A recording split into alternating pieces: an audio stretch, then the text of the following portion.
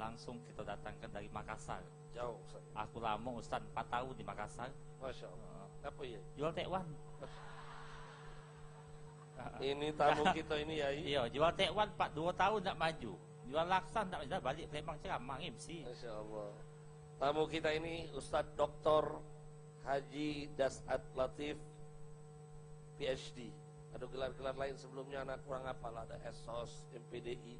Beliau ini doktor di 2 disiplin ilmu. Di bidang ilmu komunikasi dan di bidang syariah. Pengajar dosen di Universitas Hasanuddin Makassar. Insya Allah sebentar lagi jadi guru besar, profesor. Amin.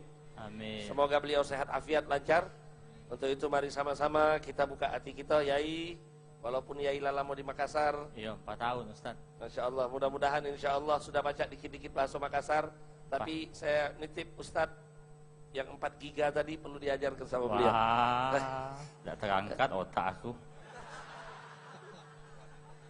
Baik, kepada yang mulia Al-Ustadz Haji Dasat Latif, fa'alaihi falyatafaddal mashkura. Wah, baju bagus gamis Ustaz. Aku galak buruannya. Assalamualaikum warahmatullahi wabarakatuh.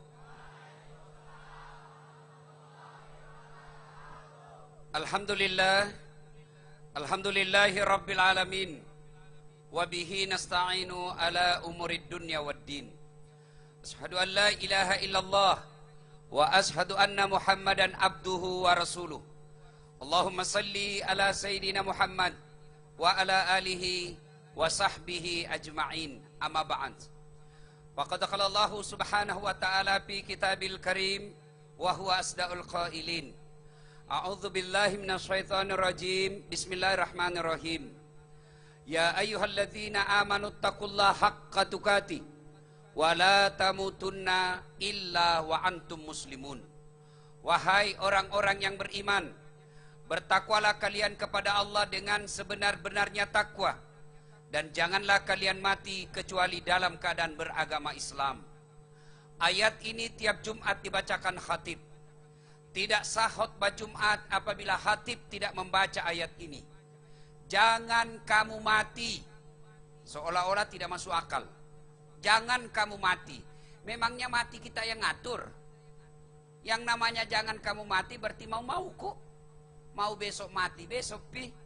Mau mati lusa ya lusa. Tapi kan mati bukan kita yang tentukan.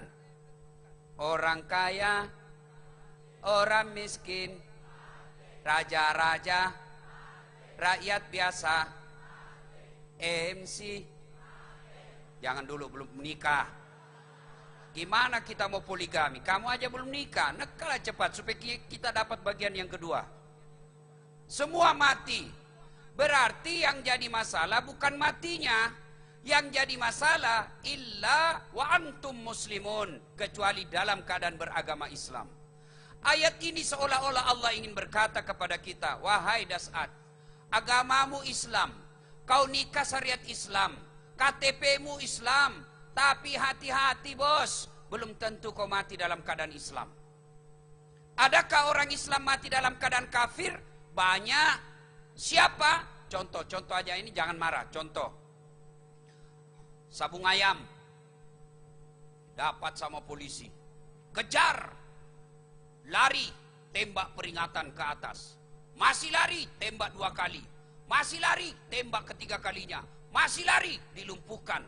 Tembak kakinya, kepalanya dikena. Saya tanya sama polisi, kenapa bisa kakinya kok tembak, kok kepalanya dia kena? Masalahnya waktu ditembak dia jongkok. Ini polisi India, bukan polisi Indonesia.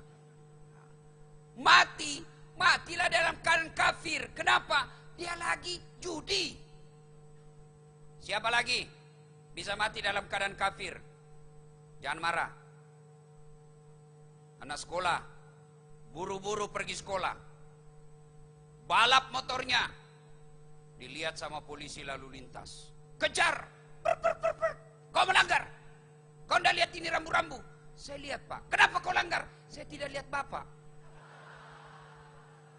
Ini 250.000 nih di sidang. Tidak ada duitku pak. Ah, kau sudah tidak ada duit, melanggar lagi. Bayar. Tidak ada pak, cuma 50.000. Sudah, mari itu 50.000. Wih, kalau 50.000 saya pakai apa pak?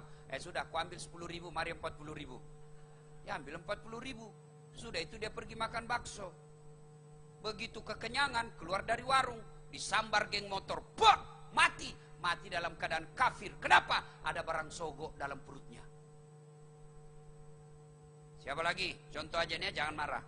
Duda. Ada duda di sini? Ada.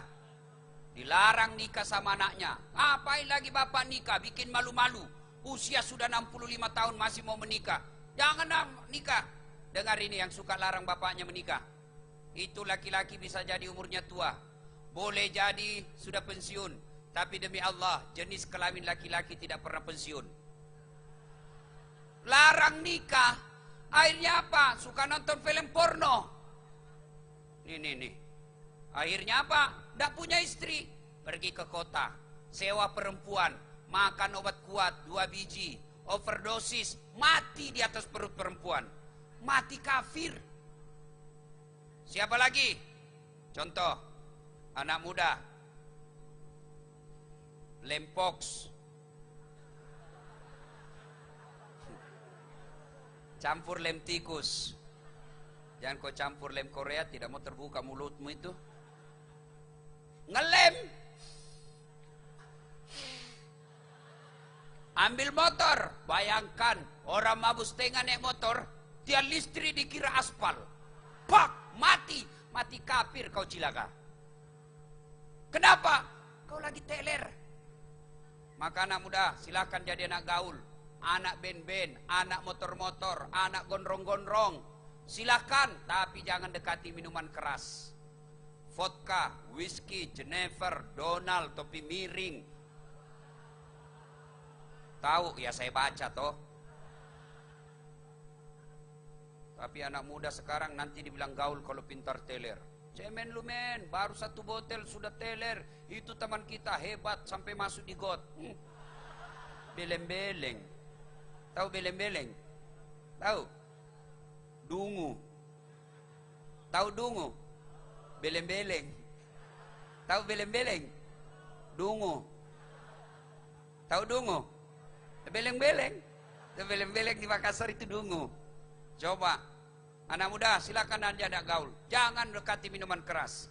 Satu-satunya minuman keras yang halal es batu. Es batu boleh. Mabuklah dia naik motor, pak mati, mati kafir. Kenapa? Lagi ada dalam hamar perutnya. Siapa lagi yang bisa mati dalam keadaan kafir? 17 April yang lalu mereka yang menerima duit serangan fajar ketika pemilu.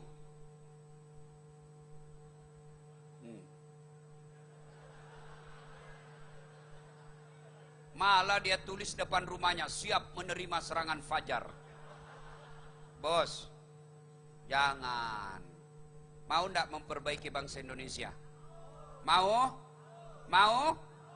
Mulailah dengan politik bersih. Jangan nyogok. Para politisi jangan sogok rakyatmu.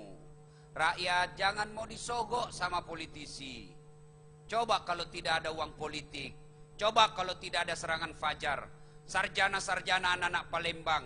Dia ke Jakarta, dia ke Surabaya, ke Malaysia kuliah. Pulang jadi sarjana pertanian, jadi sarjana perikanan, jadi sarjana kehutanan, jadi sarjana kehutanan. Mereka masuk dunia politik. Mereka tidak perlu cemas, mereka tidak perlu khawatir. Kenapa? Karena tidak ada biaya politik. Akhirnya apa? Terpilih anggota DPR yang betul-betul cerdas. Akhirnya apa? Mereka membuat undang-undang perda yang mementingkan kepentingan rakyat. Kalau politik ini mahal, yang jadi politisi orang cerdas bukan, yang jadi politisi orang baik bukan, yang jadi politisi orang baik akhlaknya bukan, tapi siapa? Cukong politik. Beleng-beleng bisa jadi anggota DPR hanya karena ada duitnya. Begitu dia mau dipilih, datang ke kita, pilih saya, bagi-bagi kartu nama. Begitu sudah terpilih, dia lupa, dia ganti nomor HP-nya. Maka saudara-saudara sekalian, hilangkan money politik.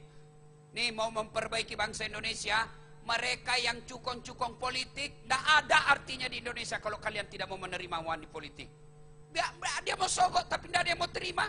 Kamu apa? Maka saudara-saudara sekalian, hindarkan makan-makan uang politik. Insya Allah kita yang terbebas dari makanan haram, hidup kita gampang diterima doa-doa kita. Ada yang tanya, Ustadz, kenapa doa-doaku tidak dikabulkan? Ramadan 30 hari saya berdoa, kok tidak dikabulkan doa saya? Salah satu sebabnya kau sering makan uang haram. Coba kalau Ramadan, jangankan yang halal, jangankan yang haram, yang halal aja mampu kita tahan. Contoh, adik-adik, air putih halal atau haram? Halal atau haram? Tapi Ramadan siang hari halal atau haram? Haram. Cuma ada teman anak mahasiswa saya nanya, Ustadz, wudhu halal atau haram? Batal enggak puasa saya wudhu? Batal. Cuma kumur-kumur Ustadz, batal. Kenapa bisa? Saya lihat 3 kali kau kasih masuk, cuma 1 keluar. Batal. Nah saudara-saudara sekalian, waqala idzan, Allah kemudian berfirman, Bismillahirrahmanirrahim. Ya ayyuhalladzina amanu dukhulu fis-silmi kaffatan wa la tattabi'u khutuwatis syaitan innahu lakum aduwwum mubin. Wahai orang-orang yang beriman, masuklah engkau ke dalam Islam secara sempurna, bukan Islam pencitraan, bukan Islam pilpres. Ternyata 1400 tahun yang lalu Allah sudah mengetahui bahwa di Indonesia nanti banyak Islam pencitraan. Begitu mau pilpres keluar masuk pesantren, begitu mau pilpres cari-cari ulama, begitu selesai pilpres tangkepi ulama. Itu Islam pencitraan, itu seperti itu. Allah tidak mau kita Islam pencitraan seperti itu. Tapi Islamlah secara benar. Dan janganlah engkau ikuti langkah-langkah setan, karena sesungguhnya setan itu musuh yang nyata bagi kalian. Kira-kira kalau saya ceramah begini, ada enggak setan di tengah-tengah kita? Ada setan? Ada setan kira-kira? Ada, setannya bukan pocong. Tapi apa setan yang ada di tengah-tengah kita? Bentuknya handphone. Apa? Handphone. Orang sudah ceramah masih menggesek. Setan itu HP-mu bos. Kau tidak perhatikan ceramah, pura-pura lagi foto. Pada dalam hatinya, kau lihat nih HP baru. Simpan dulu HP-nya bu. Ibu-ibu sana tuh yang masih pegang-pegang HP. Ibu-ibu yang pegang HP selama saya ceramah, saya doakan suaminya kawin lagi. Baru disimpannya. Allah kemudian berfirman, Bismillahirrahmanirrahim. Innallaha wa malaikatahu yusalluna ala nabi. Ya ayyuhalladzina amanu sallu alaihi wa sallimu taslima. Sesungguhnya Allah dan para malaikatnya bersalawat kepada Rasulullah Muhammad sallallahu alaihi wasallam. Maka wahai orang-orang yang beriman, bersalawatlah kalian kepada Rasulullah dengan sebaik-baik salawat. Allah perintah puasa, Allah tidak ikut puasa. Allah perintah haji, Allah tidak menunaikan ibadah haji. Allah perintah solat, Allah tidak mendirikan solat. Tapi ketika Allah perintah kita bersolawat, innallaha wa malaikatahu, Allah dan para malaikatnya bersalawat kepada Rasulullah Muhammad sallallahu alaihi wasallam. Maka wahai orang-orang yang beriman, bersalawatlah kalian kepada Rasulullah dengan sebaik-baik solawat. Suatu kali Nabi lagi duduk-duduk dengan malaikat Jibril. Tiba-tiba Nabi melihat ada malaikat yang 1 juta jari-jarinya. Adik-adik, berapa jari-jari mode? Berapa? 10. Cacat dong. Kan ada kaki 20 bos. Ya. Ini malaikat 1 juta jari-jarinya. Nabi takjub dan bertanya kepada Jibril, ya Jibril, malaikat apa gerangan itu? Jibril menjawab, oh itu malaikat pencatat air ketika air hujan. Maka datanglah Nabi bertanya kepada malaikat yang 1 juta jari-jarinya, wahai malaikat, apa kau mampu mencatat seluruh air yang jatuh ketika hujan? Iya, ku catat yang jatuh di laut, ku catat yang jatuh di pegunungan, ku catat yang jatuh di daratan, semua aku catat. Adik-adik, ada enggak yang bisa mencatat air hujan ketika hujan? Ada? Ada? Kenapa tidak ada? Kenapa? Karena banyak dan laju. Biar banyak, kalau jatuh satu-satu bisa dicatat. Ini banyak dan laju, tidak bisa dicatat begitu banyaknya. Tapi malaikat ini mampu dia catat. Saya mampu mencatat setetes-tetes air yang jatuh ketika hujan. Lalu malaikat ini berkata, ya Muhammad, ada satu yang tidak mampu aku catat karena banyaknya. Apa itu? Ketika umatmu berkumpul di kelapangan seperti ini, ketika umatmu berkumpul bersama-sama, lalu mereka bersalawat kepadamu, aku tidak mampu mencatat betapa banyak pahala orang yang hadir pada tempat itu. Makanya ini hebatnya kalau kita kumpul di sini, maka banyak-banyak bersalawat karena pahalanya sangat luar biasa. Ibu bapak, saudara-saudara sekalian, mari kita tes. Kita salawat ya. Kita bandingkan mana lebih kencang suaranya ibu-ibu dengan suara laki-laki. Ya, ini bapak ibu, bapak-bapak diam, kita dengar dulu suara ibu-ibu. Kencang enggak suara selawatnya? Adik-adik yang cowok ini diam ya. Kita dengar ibu-ibu. Ayo ibu. Bisa ibu? Bisa salawat bareng? Bisa ibu? Ayo kita dengar. Adik-adik diam. Yang cewek-cewek, ayo kita salawat ibu-ibu. Salatullah Allah ala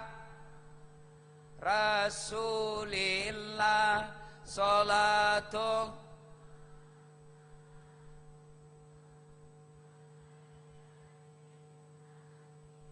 Masya Allah, terima kasih. Inilah yang disebut, ini namanya tidak keras, tapi ini sahdu. Suara beginilah yang bikin nafsu laki-laki. Makanya cewek, kalau kau ditelepon cowokmu jangan bikin sahdu suaramu, bisa bikin nafsu dia. Assalamualaikum, waalaikumsalam. Itu yang kasih nafsu cowokmu. Lagi di mana dek? Di rumah aja kak. Jangan seperti itu. Kau janganlah bikin sahwat laki-laki mancing ya. Coba kalau ditelepon, assalamualaikum, waalaikumsalam. Lagi di mana dek? Di rumah. Lagi ngapain? Baring-baring. 2 hari ndak diteleponnya lagi kau. Ibu-ibu diam. Diam, kita dengar ini adik-adik remaja. Karena kencang jak suaranya. Yuk. Salatu. Masya Allah. Ala toha.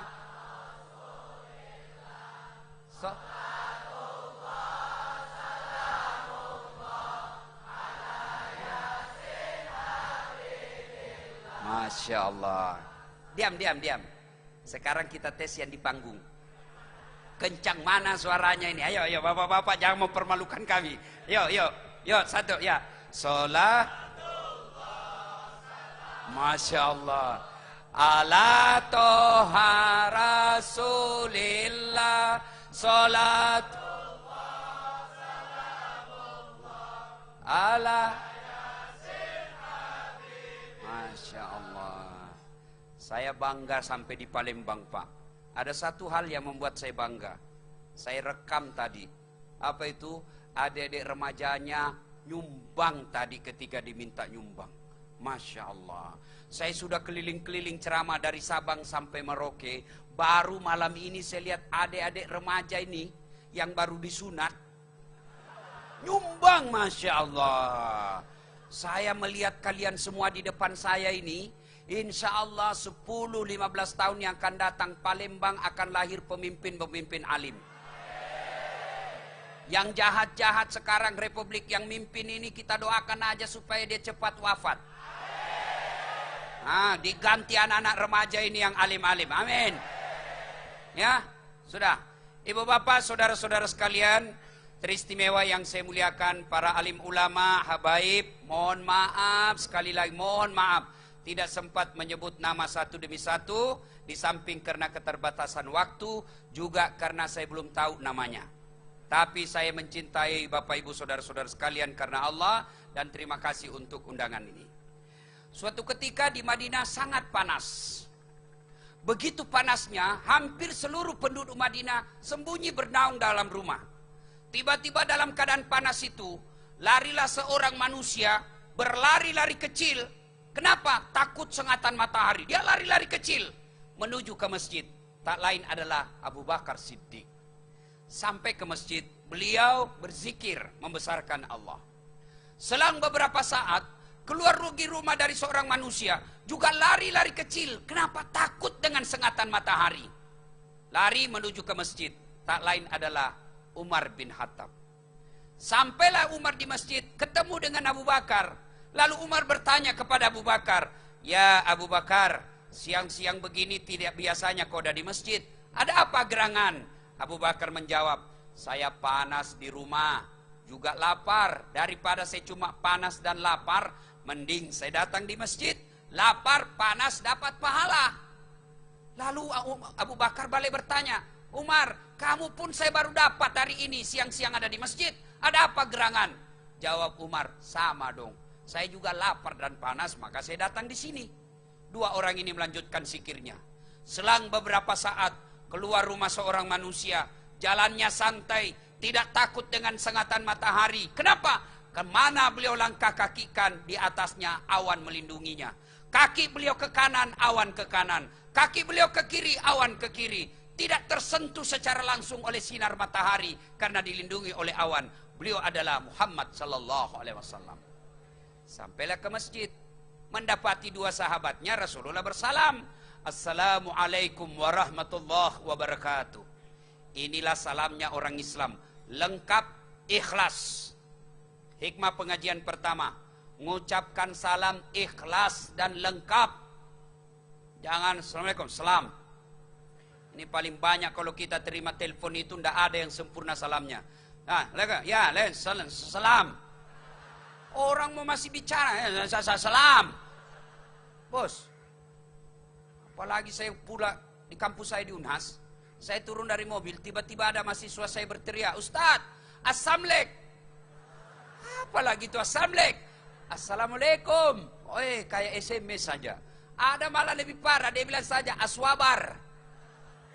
Apa aswabar? Assalamualaikum warahmatullahi wabarakatuh. Jangan bos. Salamnya orang Islam itu lengkap. Assalamualaikum. Semoga keselamatan bagimu. Warahmatullahi. Rahmat Allah menyertaimu. Wabarakatuh. Berkah Allah menyertaimu. Masya Allah. 3 isi dalam doa. Assalamualaikum. Semoga kau selamat. Warahmatullahi. Allah merahmatimu. Wabarakatuh. Allah berkahi penghasilanmu. Masya Allah. Biasa kita. Ustadznya salamnya dengan sempurna. Assalamualaikum warahmatullahi wabarakatuh. Kita salam. Apalagi kalau ceramah sudah panjang, salamnya nyindir. Salam, Ustaz, salam. Yuk, kita orang Islam, tidak usah ganti selamat pagi. Apa intoleran? Tidak. Toleransi itu orang Islam ya cukup dengan assalamualaikumnya. Nasrani cukup dengan selamat paginya. Kalau orang Nasrani mengucapkan Assalamualaikum, orang Islam mengucapkan selamat pagi, bukan toleransi namanya itu. Itu bikin kabur agama. Biarlah kami orang Islam Assalamualaikum, kita jawabnya orang selamat pagi, ya biarlah kau selamat pagi. Tapi pikir-pikir kalau doakan orang jangan cuma pagi bos. Selamat pagi, tahu enggak artinya selamat pagi?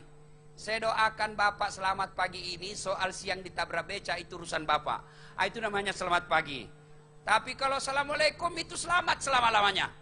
Nah lanjut kisah. Nabi bertanya kepada Abu Bakar dan Umar. Umar, ada apa gerangan kau siang-siang begini ada di masjid? Umar menjawab, kami lapar ya Rasul, maka kami datang di sini. Lalu Abu Bakar balik bertanya, ya Rasulullah ada apa gerangan tiba-tiba datang ke masjid? Nabi menjawab, sama, saya lapar dan panas, maka saya datang ke sini. 3 manusia pilihan ini, lalu Abu Bakar punya usul. Ya Rasulullah, bagaimana kalau kita ke rumahnya Abu Dahdah? Kata Nabi, boleh. Abu Dahdah ini orang kaya Madinah, kaya dan dermawan. Yang banyak di Indonesia kan kaya dan pelit. Ini kaya dermawan. Sampailah ke rumah beliau. Rasulullah mengucapkan salam. Assalamualaikum warahmatullahi wabarakatuh ya sahibul bait. Salam selama beberapa saat kemudian kedengaran suara perempuan. Waalaikumsalam warahmatullahi wabarakatuh. Intip, Rasulullah bersama sahabat. Ya Rasulullah berkah. Masuk ya Rasul. Nabi berkata, mana suamimu? Baru saja keluar ya Rasul. Cuma sebentar. Silahkan masuk ya Rasul. Nabi berkata, tunggu dulu. Tak boleh kami masuk ke rumahmu tanpa izin suamimu. Ini yang banyak dilanggar perempuan Islam sekarang. Dengar ibu-ibu. Tidak boleh memasukkan laki-laki lain tanpa izin suami. Ini yang banyak dilanggar perempuan. Gimana kalau sepupu Ustaz? Tetap tidak boleh tanpa izin suami. Sepupu 1 kali tetap tidak boleh. Apalagi sepupu lain kali. Boleh masuk tapi telepon dulu suami. Pak, nih ada sepupumu dari Sulawesi. Boleh tidak masuk ke rumah? Kalau suami berkata jangan masukkan, haram hukumnya kasih masuk. Tapi sekarang perempuan modern Baru suaminya pergi 10 menit, ditelepon teman alumninya. Cepatlah kau datang, sudah pergi suamiku. Masya Allah, min zalik. Nah sudah lingkar kisah. Beberapa saat kemudian, benar datang Abu Dahdah. Melihat Nabi dan sahabat, senang betul. Ya Rasulullah, berkah. Kami didatangi oleh sahabat. Ya Rasulullah, ada apa gerangan? Abu Bakar berkata, kami lapar, kami panas. Saya tahu kamu kan orang mampu, maka kami datang ke sini. Abu Dahdah senang betul. Alhamdulillah, ini berkah buat kami. Ya Rasulullah, tunggu. Abu Dahdah ke kebunnya, dia ambil pohon kurma, dia tebang itu pohon kurma, dia bawa bersama pohonnya. Begitu senangnya. Kata Nabi, yang kita mau makan kan cuma buahnya. Ngapain kau bawa dengan pohonnya? Ya Rasulullah, kalau saya cuma ngambil buahnya, saya tidak tahu mana yang Anda Rasulullah senang. Kalau saya bawa dengan pohon-pohonnya, ada semua, silahkan Rasul pilih yang mana suka. Begini orang Islam didatangi ulama, senang. Biasanya kita didatangi ulama, bengkok mukanya, ngeles, pasti minta sumbangan. Ini Abu Dahdah senang. Lalu tidak cukup sampai di situ, diambil kambingnya yang paling baik, dia sembelih, dipersembahkan yang paling baik.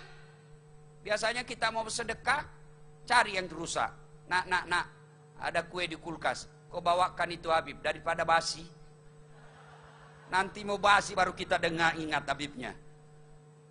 Kemudian disembelih, sebagian dimakan, sebagian lalu Rasulullah makan bersama sahabat. Diambillah sampel makanan itu, diambil kurma, diambil daging, diangkat tangan Rasulullah. Lalu Rasulullah berkata, bersabda, saudara-saudara sekalian, tadi kita keluar rumah dalam keadaan lapar, tadi kita keluar rumah dalam keadaan perut kosong. Alhamdulillah dengan izin Allah, kita sudah kenyang. Alhamdulillah dengan kita persaudaraan kita bisa mengatasi kelaparan ini. Tapi ketahuilah, sampai Nabi mengulangnya 3 kali, ketahuilah, tidak setetes pun, tidak sesuap pun yang masuk dalam perutmu lepas dari tanggung jawabmu di akhirat kelak. Lalu Rasulullah mengucapkan sebuah ayat, lalu Rasulullah membaca, Bismillahirrahmanirrahim. Al-yawma nahtimu ala afwahihim wa tukallimuna aydihim wa tashhadu arjuluhum bima kanu yaksibun. Sadaqallahul azim. Nah, apa hikmah dari kisah ini? Satu, adik-adik ini penting.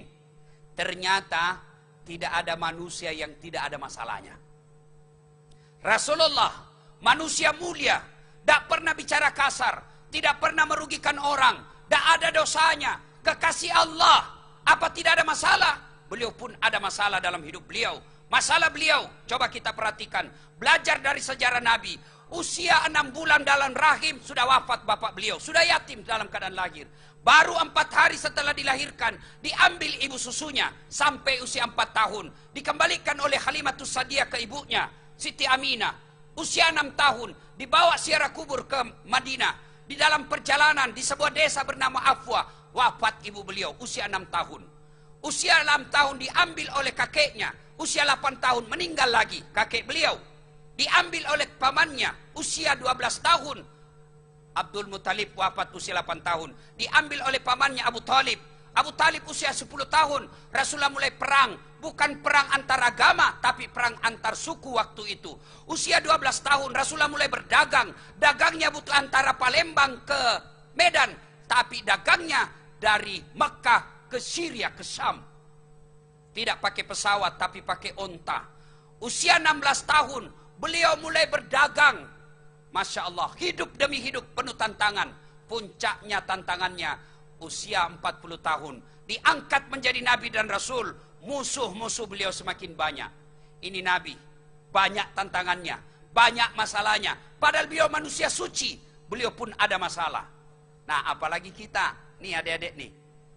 Kira-kira di sini ada enggak yang penuh masalah hidupnya? Ini malah saya lihat hidup-hidupnya penuh masalah semua. Ayo, saya kasih contoh. Bapak-bapak, saya kasih contoh. Istri cantik. Kira-kira istri cantik masalah apa bukan?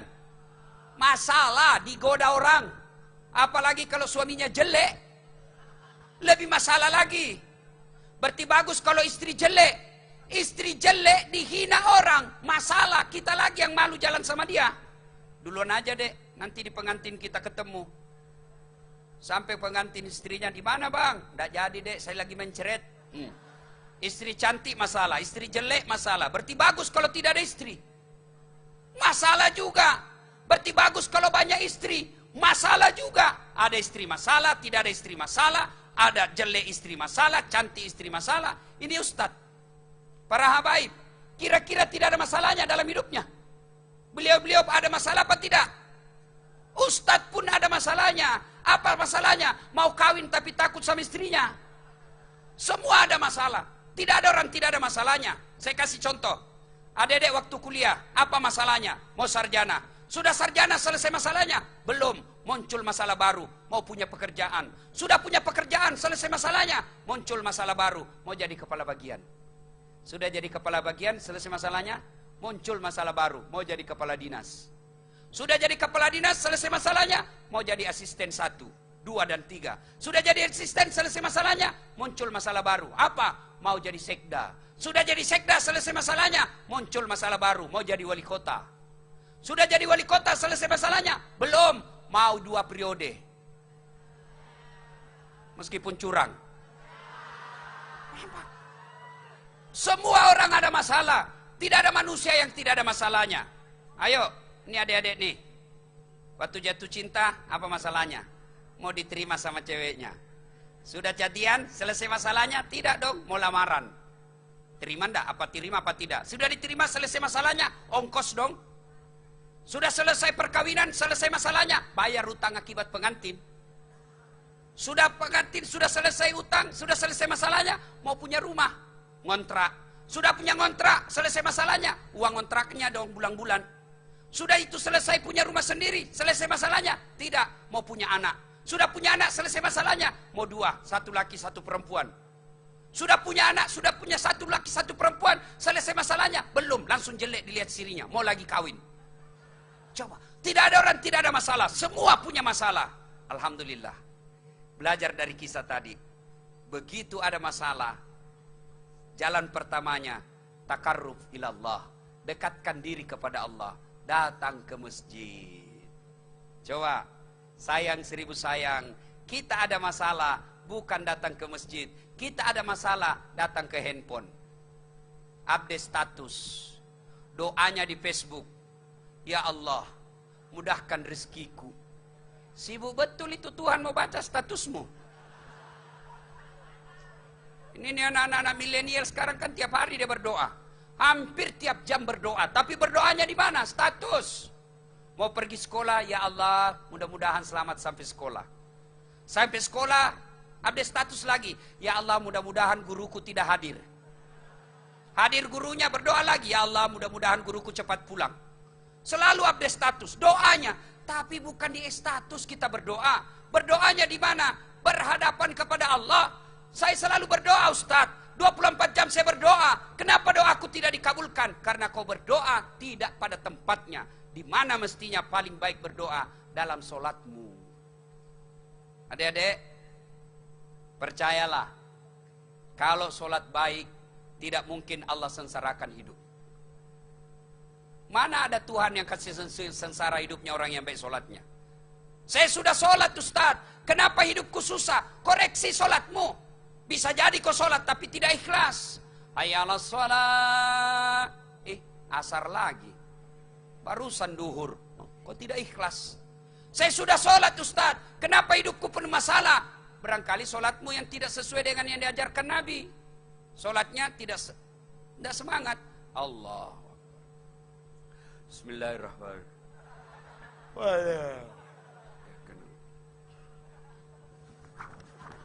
Ada juga yang sholat. Ada yang juga sholat kayak kena angin. Ada juga saya lihat begitu. Ada yang juga yang terlalu semangat. Allahu Akbar. Jangan ketawa, saya serius ini. Siapa ajar kau sholat begitu? Ada yang sholat. Allahu Akbar. Tadi duit 50.000. Beli pulsa 20.000. Beli bensin 10.000. Mana 20.000 ya? Sama Allah, dia dicarinya. Assalamualaikum. Oh, di bawah sadel. Kau bukan sholat, kau cari duit. Ayo. Allahu Akbar. Baru sadar, kunci motor mati. Wih, melengket di motor. Pasti kau sudah tidak khusyuk. Allah, hilang sudah motor saya. Maka adik-adik sekalian, mau hidupmu baik, perbaiki sholat. Saya bukan mau takabur. Itu tadi kalau Habib Mahdi tadi jelaskan, gelar saya, alhamdulillah ada 5 gelar pendidikan saya. Kalau dibaca lengkapnya, Dr. Dasat Latif, SSOS, Sarjana Sosial, SAG, Sarjana Agama, MSI, Master Science, PhD, Philosophy of Doctor. Tidak masuk akal, tapi tidak ada yang tidak masuk akal buat Allah. Saya kasih contoh, Dek, perempuan bisa hamil enggak tanpa disentuh laki-laki? Bisa enggak pernah disentuh laki-laki hamil perempuan?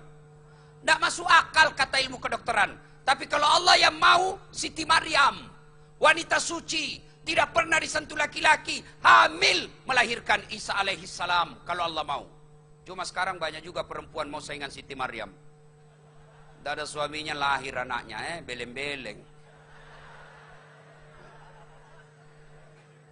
Adik-adik, saya tanya, ada enggak manusia bisa tidur berhari-hari? Ini cowok-cowok nih, bisa enggak tidur 2 hari enggak pernah bangun-bangun? Bisa enggak? Enggak masuk akal. Tapi kalau Allah yang mau, Ashabul Kahfi 309 hari tidur tidak pernah bangun-bangun kalau Allah mau. Coba, ada enggak di sini pernah hidup dalam perut ikan? Ada yang pernah masuk perut ikan? Kalau saya, ikan masuk perut saya. Yunus alaihissalam 40 hari dalam perut ikan keluar hidup. Kalau Allah mau. Bisa enggak masuk akal? Orang dibakar hidup-hidup, bisa hidup. Dibakar dalam api yang sangat besar, bisa hidup. Tidak mungkin. Tapi kalau Allah yang mau, Ibrahim alaihissalam.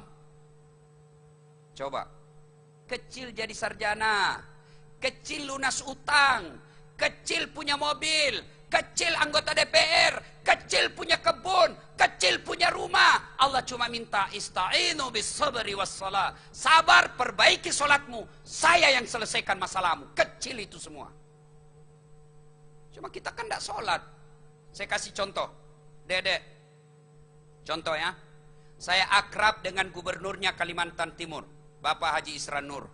Saya ke Balikpapan. Assalamualaikum Pak Gubernur. Waalaikumsalam. Ustadz Dasat, apa kabar? Saya lagi di Balikpapan, Gubernur. Saya mau keliling-keliling nih cari sanak saudara saya orang Bugis. Tapi saya tidak punya mobil. Kata Gubernur, tenang Ustadz, gampang masalah mobil. Saya lagi di Jakarta, tapi tidak ada masalah. Gubernur telepon ajudan. Ajudan, siap Pak Gubernur. Itu ada Ustadz Dasat di bandara. Kau jemput, bawakan mobil, kasih full tankinya. Jangan lupa kasih pembeli oleh-oleh. Siap, laksanakan. 1 jam kemudian ajudan datang, bawa mobil full tangki lengkap dengan uang belanja. Selesai masalah saya. Kenapa? Saya akrab sama yang punya Kalimantan Timur, gubernurnya. Sebaliknya ada dari Palembang, tidak pernah ketemu, namanya pun tidak pernah didengar, mukanya pun tidak pernah dilihat. Datang ke Balikpapan. Assalamualaikum Pak Gubernur, saya ada di Balikpapan, boleh pinjam mobilnya? Siapa ditelepon Pak Gubernur? Ajudan, bukan. Siapa? Kapolres. Tangkap itu. Penipu, tidak kenal tiba-tiba pinjam mobil, itu pasti penipu, tangkap itu. Sama juga kita, sholat 5 waktu tidak pernah, itu pun cuma hari Jumat, paling terlambat datang, paling cepat pulang. Hatib khotbah dia tidur. Lalu dia sakit, ya Allah sembuhkan penyakitku ya Allah. Saya sudah capek ini sakit ya Allah. Allah berfirman, malaikat, karena dia sudah capek dengan penyakitnya, sekali cabut nyawanya. Ayo. Kecil adek-adek, ada apa mau Allah kasih. Saya pernah menjadi cleaning service di travel yang paling terkenal di Indonesia waktu itu, di Makassar lokasinya. Saya tugas cleaning service, 4 toilet saya bersihkan tiap hari. Saya bilang sama koordinator kebersihan, tidak usah gaji saya, cukup kasih masuk namaku kalau ada undian umroh gratis. Sampai tutup itu kantor, tidak dapat. Saya pernah jadi cleaning service tuh di travel. Saya pernah menjadi lapor koran, loper. Harian Fajar, Makassar. Selesai sholat subuh, saya ambil sepeda BMX saya bawa langganan-langganan Harian Fajar. Dicuri lagi sepeda BMX ku. Sampai sekarang saya belum tahu siapa yang curi, kurang ngajar itu. Saya pernah menjadi pegawai catering. Jalan Harimau, orang bau-bau yang punya catering, namanya Bapak Resa. 77B lorongnya. Saya bilang sama Bapak Reza, kasih kerja saya gaji saya, ndak usah kasih makan saya, ndak usah kasih saya duit. Kasih makan saya dengan adikku 2 kali sehari. Ndak usah gaji, saya bawa semua makanannya ke Jalan Ahmad Yani Makassar. Saya pernah kuliah PIS 3 Sospol, lantai 2 ruang 207. Saya keluar dari gedung itu, dia tunjuk saya seniorku, Dasaat, kau tidak malu-malu, bajumu itu baju rombengan. Tahu rombengan? Tahu rombengan, Dek? Baju bekas. Saya tidak marah, saya tidak malu. Saya hanya berdoa, ya Allah, berikan saya umur panjang supaya saya bisa berbuat baik kepada orang ini. Biiznillah, dengan izin Allah, dengan pertolongan Allah. Dulu saya menjadi pegawai cleaning service. Alhamdulillah sekarang saya punya travel sendiri kapan saja saya mau umroh. Dengan izin Allah. Dengan izin Allah. Kawan saya menghina saya, katakan baju rombengan. Sudah tahun ke-7 Ramadan kemarin, setiap Ramadan saya kasih zakat. Kalau dulu saya jalan kaki pergi kuliah, dengan izin Allah saya sudah punya kendaraan beberapa unit. Bahkan yang saya pakai sekarang, tak cukup 5 seperti itu di Makassar. Dengan izin Allah. Caranya apa? Perbaiki sholat. Kecil buat Allah kasih kamu rumah. Kecil buat Allah sembuhkan asam uratmu. Kecil buat Allah sembuhkan penyakit jantungmu. Allah cuma minta kau perbaiki sholatmu. Ini kita sakit ke dokter. Sedikit-sedikit ke dokter. Memangnya dokter yang sembuhkan kamu? Apa dilarang ke dokter? Tidak dilarang. Tapi ke Allah dulu. Allah, baru ke dokter. Saya sampai detik ini belum pernah ketemu dokter yang hebat. Mohon maaf kalau ada dokter di sini. Kenapa? Begitu saya ke dokter, saya juga yang kasih tahu penyakitku. Iya toh? Assalamualaikum dok. Waalaikumsalam Ustaz. Kenapa Ustaz? Ini mau periksa dok. Penyakit apa Ustaz? Inilah dok, saya mencret-mencret. Lalu ditanya, kenapa bisa? Dalam hatiku, ya urusanmu karena kau dokter. Tapi kan ditanya, yang hebat itu baru dilihat, ya Ustaz pasti mencret. Ah, itu yang hebat. Coba, Allah tanpa kau beritahukan, Allah tahu apa yang kau butuhkan. Allah cuma minta yuk perbaiki sholatmu deh. Pak adik-adik sekalian, mau baik hidupmu 5-10 tahun yang akan datang, sempurnakan sholat. Coba lihat, ini ada tentara di sini mewakili di Panglima. Itu Panglima, Kapolda, Kapolres, Dandim, Bupati, Wali Kota, Gubernur, itu kan semua punya ajudan. Coba lihat kalau mereka dipanggil sama bosnya. Ajudan, siap. Langsung lompat. Biar lagi ngerokok, dia siap perintah. Iya toh? Mana ada dipanggil. Ajudan, tunggu dulu pak. Film aku diinjak lehermu. Coba. Manusia begitu takutnya sama atasannya. Padahal atasannya ada pensiunnya. Tapi ketika Allah yang memanggil kita. Hayya 'alas shalah. Apa jawaban kita? Tunggu, lagi ada pembeli. Ya sudah, Allah katakan ya sudah, uruslah itu pembelimu. Hayya 'alas shalah. Tunggu, lagi meeting. Ya sudahlah, urus meetingmu. Pantas 30 tahun kau cari nafkah tidak bisa kau lepas dari kredit bank. Kalau mau hidup baik adik-adik sekalian, perbaiki sholat. Perbaiki sholat. Saya sudah sholat Ustaz, kenapa hidupku susah? Berarti kalau kau tidak sholat, lebih susah lagi hidupmu. Ustadz itu tidak sholat, kok hidupnya bagus, proyeknya jalan, rumahnya baik. Bisa jadi, tapi apa yang kita tidak tahu? Istrinya selingkuh, anaknya kurang ajar, 3 anaknya, 1 pengedar, 1 pengisap, 1 kawin lari di bawah bandar. Banyak duitnya, dimuliakan di kantornya, semua siapa, sampai di rumahnya dimaki-maki sama anaknya yang SMA. Banyak duitnya, tapi dilarang makan apa? Dilarang makan nasi. Duitnya 7 miliar, tapi dilarang makan nasi. Apa enaknya duit 7 miliar dilarang makan nasi? Dilarang makan daging, dilarang makan garam, dilarang makan gula, dilarang makan yang pedas-pedas, dilarang makan petsin. Apa saja bisa dimakan. Ubi kayu, sudah ubi kayu lagi. Duitnya 7 miliar. Itu yang kita tidak tahu. Maka demi Allah, tidak ada kebahagiaan mereka yang tidak mendirikan sholat dengan sebaik-baiknya. Rumus pertama, ada masalahmu, takarruf ilallah, datang ke masjid, tunaikan sholat dengan sebaik-baiknya. Alhamdulillah saya lihat di sini, saya dengar di Palembang ini, masjid penuh-penuh. Apalagi kalau subuh, penuh sampai di luar. Tidak ada di dalam.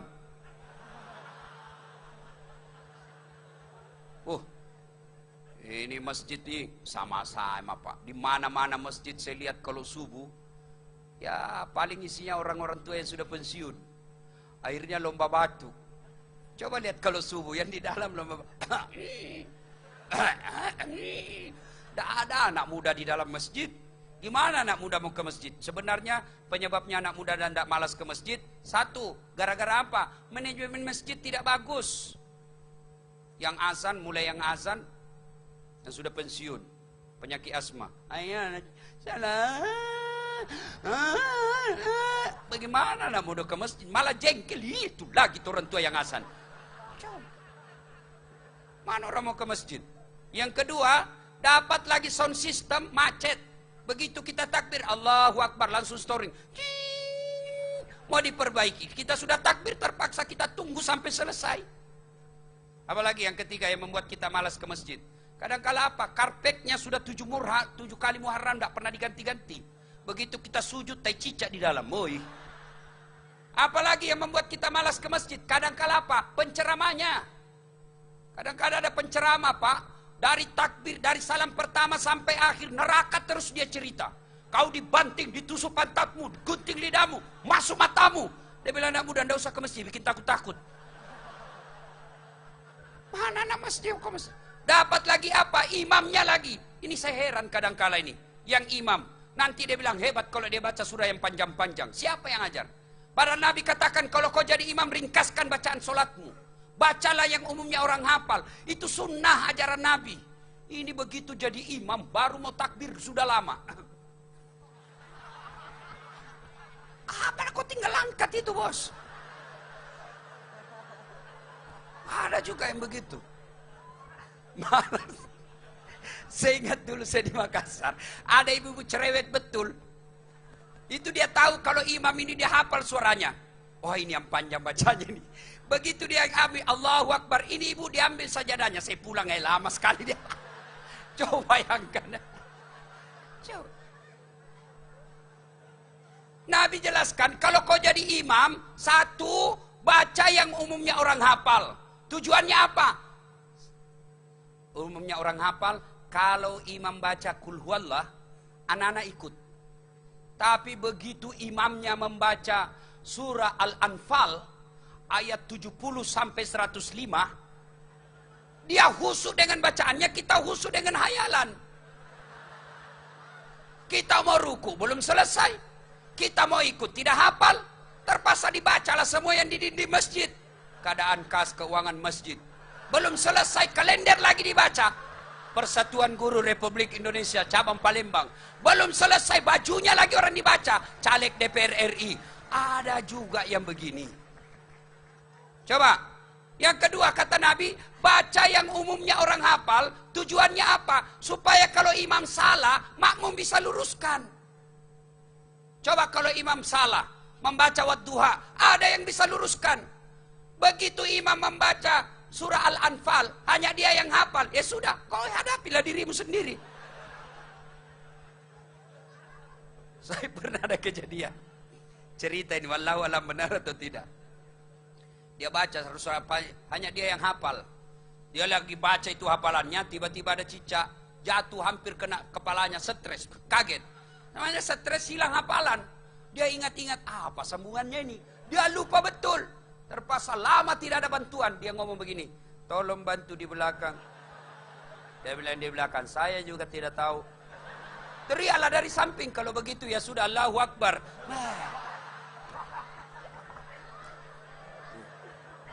Ini waktu saya kecil. Ini fakta, kejadian benar ini. Waktu saya kecil, masih SMP waktu itu. Pak Imam sujud lama betul. Sudah hampir 1 menit belum diangkat kepalanya. Ada teman saya sekarang sudah jadi guru di SMA, diangkat kepalanya. Langsung dia teriak, ih hilang imam. Bubar sholat. Ih imam hilang. Kacau. Selesai sholat saya datang tanya, ditanya lagi Pak Imam. Pak Imam, kenapa kau tinggalkan sahab? Saya kentut nak. Ya lain kali kasih angkat kepalanya dulu. Dia bilang saya sengaja, malu saya kau lihat. Siapa yang salah? Siapa salah? Siapa salah? Imam. Makanya hati-hati milih imam. Sudah terlanjur kita milih imam kemarin Indonesia. Kalau terlanjur salah ya apa boleh buat? Kalau terlanjur baik ya kita doakanlah. Kalau dia curang, tidak ada orang hidup mulia kalau dia curang. Tidak ada itu, percaya itu. Ya, ya sudah, tidak usah ribut-ribut lagi lah soal presiden. Ya, kalau dia curang, Allah pasti sengsarakan hidupnya, pasti itu. Ya, pun kalau kita yang merasa dicurangi, ya buktikanlah bahwa kau dicurangi. Tapi sekarang sudahlah, tidak ada lagi 01, tidak ada lagi 02. Sekarang yang ada 01 tambah 02 sama dengan 03, persatuan di Indonesia. Ya. Bapak, saudara-saudara sekalian. Nah, jamaah. Ada yang tanya, Ustaz, bagaimana perempuan? Nah, perempuan kata Nabi lebih utama di masjid, di rumah. Tapi kalau mau ke masjid jangan dilarang. Itu kata Nabi. Perempuan lebih utama di rumah, tapi kalau mau ke masjid jangan dilarang. Kalau gadis sebaiknya di rumah. Kenapa? Banyak godaan. Kau ke masjid laki-laki yang nafsu. Tapi kalau ibu-ibu usia 60 tahun, 70 tahun, datanglah, tidak ada yang mau culik kamu. Ya. Nah, ibu bapak, saudara-saudara sekalian, hikmah, ada masalah dedek sekalian, datang ke masjid curhat kepada Allah. Sampaikan apa masalahnya. Ya Allah, jika si Fatimah cocok bagiku, satukan hatiku dan hatinya, dan berikan kemampuan bagiku untuk mendapatkannya. Ya Allah, Engkau yang maha tahu. Jika dia tidak cocok bagiku, berikan kemampuan bagiku untuk melupakannya ya Allah. Itu yang jadi masalah juga. Ini anak muda kalau jatuh cinta kan langsung cerdas. Gunung kan kudaki, lautan ku seberangi, masjid kau lewati, pret.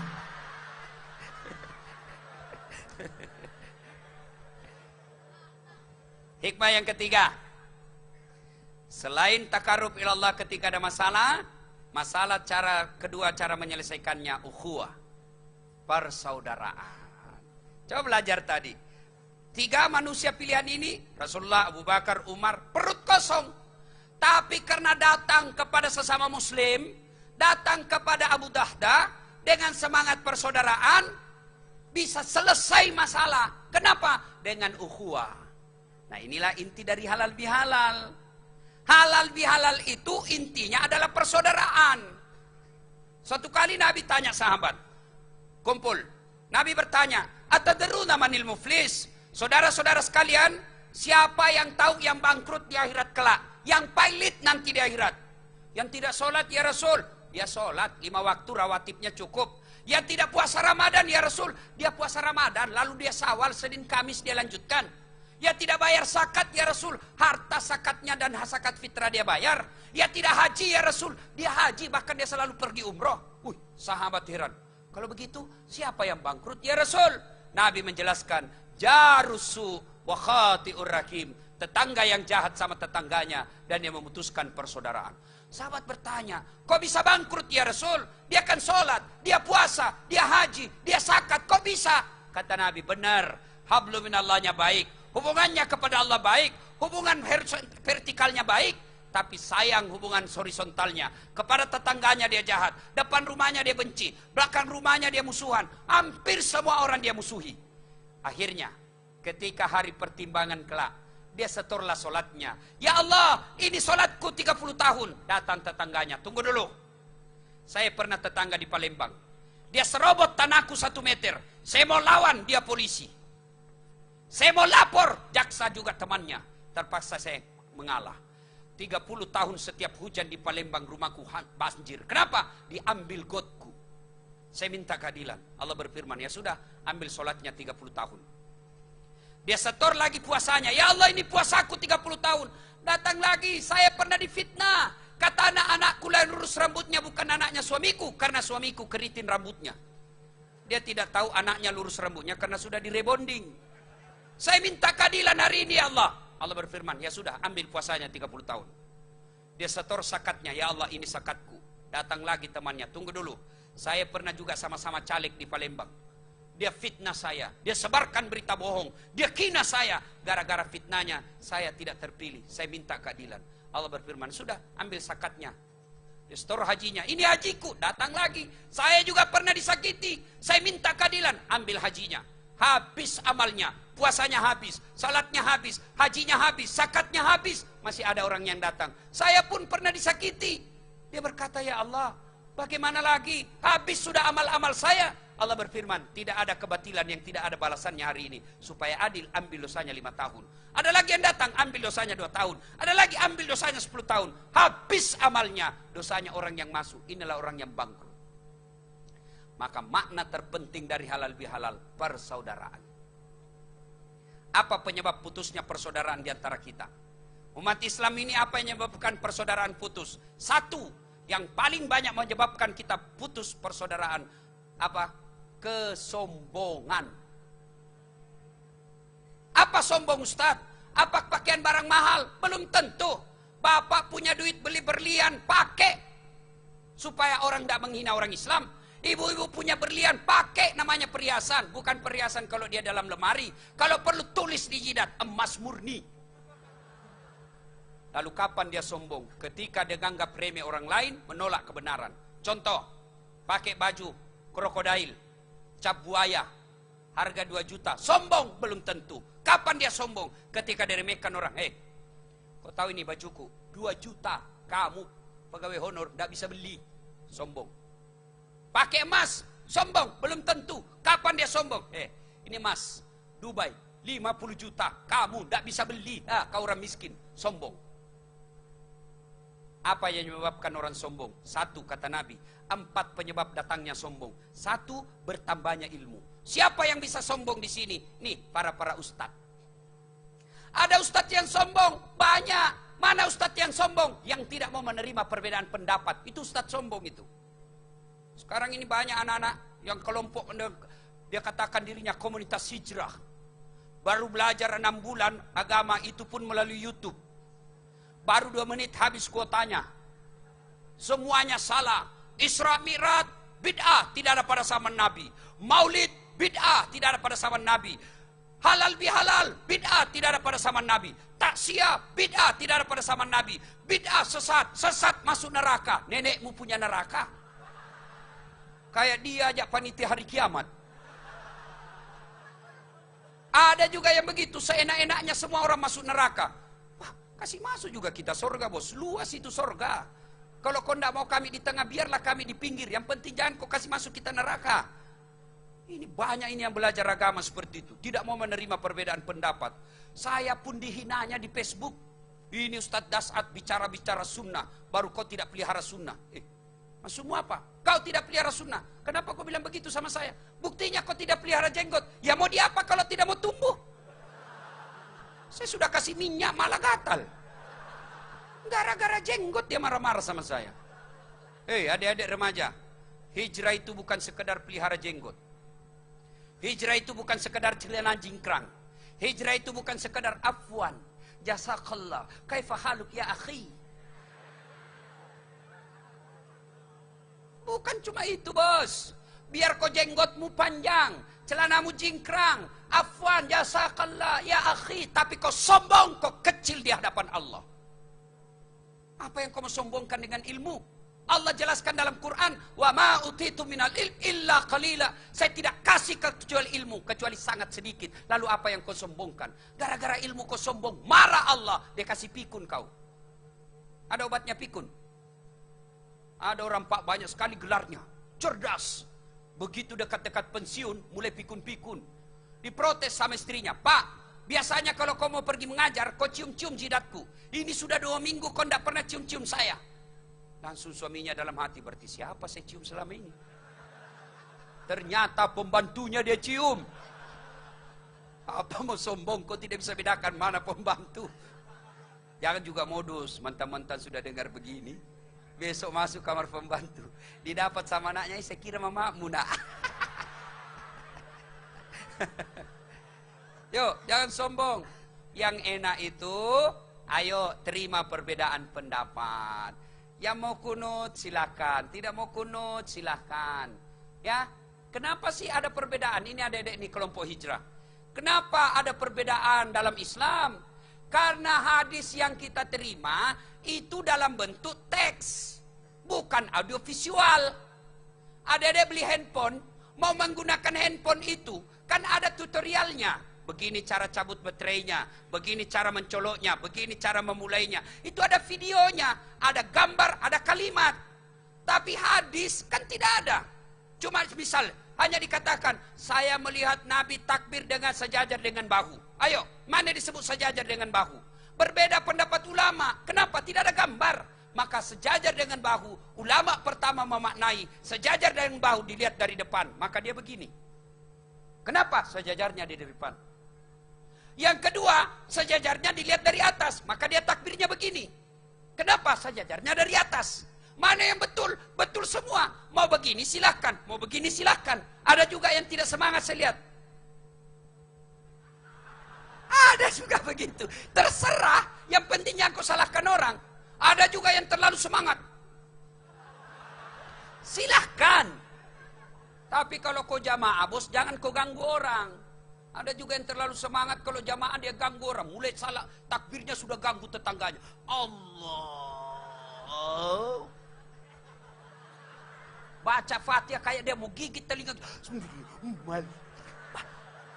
Cool man. Ya, jangan sombong gara-gara ilmu. Ayo, adik-adik mau belajar agama, jangan. Jangan kau salahkan pendapatnya orang. Ini sekarang ini kadangkala sahabat ustadz ini, sahabat ustadz ini, sahabat ustadz ini. Jangan bikin sahabat-sahabat. Kalau kau bikin sahabatnya ustadz ini berarti ada yang tidak sahabatnya. Saya dibilangi sama jamaah ustadz, bikinlah kau sahabat das atlatif. Jangan. Kalau ada sahabat das atlatif berarti ada yang bukan sahabat saya. Saya mau semua umat Islam teman saya. Kalau ada sahabat-sahabat berarti ada yang kita tidak sahabat. Coba kalau kita satu Pak, inilah kekuatan Islam. Bersatu kita. Jangan gara-gara beda mazhab kita bertengkar. Mentang-mentang ustadznya idolanya ini dia tidak mau ustadz dengar ustadz B. Ustadz B dia idolakan tidak mau dengar ustadz C. Maka kita apa? Segmennya terbatas-batas kita punya ilmu. Yang kedua, penyebab datangnya sombong. Selain ilmu apa? Pangkat jabatan. Jangan sombong. Dandim mau sombong. Kapolres mau sombong. Kapolri mau sombong. Jangan sombong. Ada batasnya. Apa batasnya? Pensiun. Apa kalau kau pensiun? Biar kau sebut satu kali presiden. Pensiun. Wabillahi taufiq wal hidayah. Keluar kau. Kamu mau sombong, anggota DPR mau sombong. Jangan sombong. Kau jadi anggota DPR karena rakyat memilihmu. Bupati mau sombong. Jangan sombong bos. 10 tahun paling lama. Yang ketiga, penyebab datangnya sombong. Apa? Bertambahnya harta. Jangan sombong karena harta. Belajar dari Palu, Donggala, sekejap saja bangkrut. Dalam hadits qudsi Allah jelaskan, ada 3 temannya setan di dunia. Satu di antara 3 itu ganiyun mutakabbir, orang kaya yang sombong. Kaya pangkat sombong, temannya setan. Kaya harta sombong, temannya setan. Kaya ilmu sombong, temannya setan. Tapi kalau orang kaya, tinggi pangkatnya, tinggi ilmunya sombong, masih orang wajar. Ya wajarlah, dia kaya, tinggi pangkatnya, banyak duitnya, wajar. Mati temannya setan. Tapi kalau sudah miskin, pengangguran, tidak terkenal, jelek mukanya, bau keteknya, mau sombong lagi, bukan kau temannya setan, kau sudah jadi setan bos. Ayo. Nah, hikmah yang berikutnya. Nah sekarang, hikmah dari kisah tadi. Bersedekahlah. Sedekah. Demi Allah, tidak ada orang bangkrut gara-gara sedekah. Saya tadi mampir di rumah Bapak Haji Halim. Umur sudah lebih 80 tahun. Sehat walafiat. Rumah besar. Perusahaan miliaran penghasilannya tiap bulan. Apa bangkrut gara-gara sedekah? Malah saya tanya-tanya, apa resepnya Pak Haji? Resepnya apa? Sedekah. 1 kilo sawit saya keluarkan 50 perak. 1 kilo karet saya keluarkan 150 perak. Sampai detik ini kata beliau, tiap bulan saya keluarkan 1 miliar sedekah. Sampai sekarang malah lebih banyak lagi hartanya. Ibu-ibu nih, ada yang suaminya mulai lain-lain. Bu, ada suaminya, ada ciri-ciri selingkuh. Ada ibu? Jangan kau curhat di Facebook. Jangan kau curhat sama tetanggamu. Maka mereka akan cerita kejelekan rumah tanggamu. Gimana caranya? kau curhat ke hadapan Allah. Bangun sholat hajat, selesai sholat hajat, kau niat sedekah tolak bala. Ya Allah, saya lihat suamiku mulai lain-lain ya Allah. Tidak mungkin aku bisa memeriksa HP-nya 24 jam. Engkau yang maha memelihara. Pelihara hati suamiku ya Allah. Ini ada duit saya 1 juta. Saya sedekah besok anak yatim. Mudah-mudahan 1 juta itu Allah lindungi suamiku dari wanita jahat. Bismillah. Coba ibu amalkan mulai malam ini. Coba yang jadi masalah kalau suaminya juga bangun sholat tahajud. Ya Allah, saya sudah capek lihat istri saya ya Allah. Marah-marah aja kerjanya ya Allah. Ada duit, tidak ada duit ya Allah. Marah aja kerjanya ya Allah. Ya Allah, ini ada duit saya 1 juta. Saya tolak bala besok ya Allah. Mudah-mudahan 1 juta istriku ikhlas saya kawin lagi. Ini mulai sengsara nih ibu ini. Bu. Halo bu. Sebenarnya itu laki-laki tergantung istri. Ini rumusnya bu. Ini rahasia laki-laki. Selama ibu baik sama suami, tidak mungkin suaminya kawin lagi. Kalau suami baru datang, kita sambut dengan lagu Assalamualaikum kakandaku, Arjunaku. Dia sambut istrinya, Waalaikumsalam adindaku, Sri Kandiku. Capek tadi kak dek, waduh bos tadi di kantor marah-marah lagi. Maka istrinya hadir memberikan semangat. Begitulah bang, kadangkala kita capek, kadangkala kita senang. Ya wajarlah kalau komandan marah sama abang, namanya pimpinan ya wajar. Jangan cemas pak. Meskipun mereka marah, saya tetap mendoakan abang. Begitu duduk suaminya mau buka sepatunya, istrinya yang bukakan sepatu lalu menyanyi. Bila kamu di sisiku, hati rasa syahdu. Tenang perasaannya suami. Masuk kamar mau marah, berantakan kamarnya, mau marah suaminya, nyanyi lagi istrinya. Insaflah wahai manusia. Oh senang, itu lagu ibu-ibu dulu. Ibu-ibu dulu lagunya kan bagus, lagu-lagu nasihat. Sekarang ibu-ibu lagunya apa? Yo ayo apa? Malah ada yang lebih gila lagi. Kiri, kanan, kiri. Orang gila ini. Coba kalau lagunya yang nasihat. Begitu suamimu sudah tua, jangan kau lagu yang ingat kematian. Begitu suaminya sudah tua mulai sakit-sakit, apa lagunya? Bila Israel datang. Ini lagu penting. Saya banyak belajar dakwah dari lagu. Coba kalau lagu-lagunya Merama kan bagus toh. Mengapa minuman itu haram? Karena merusak kepikiran. Mengapa berzina juga haram? Karena itu cara binatang. Mengapa semua yang asik-asik itu diharamkan? Mengapa semua yang enak-enak juga diharamkan? Apa jawabannya?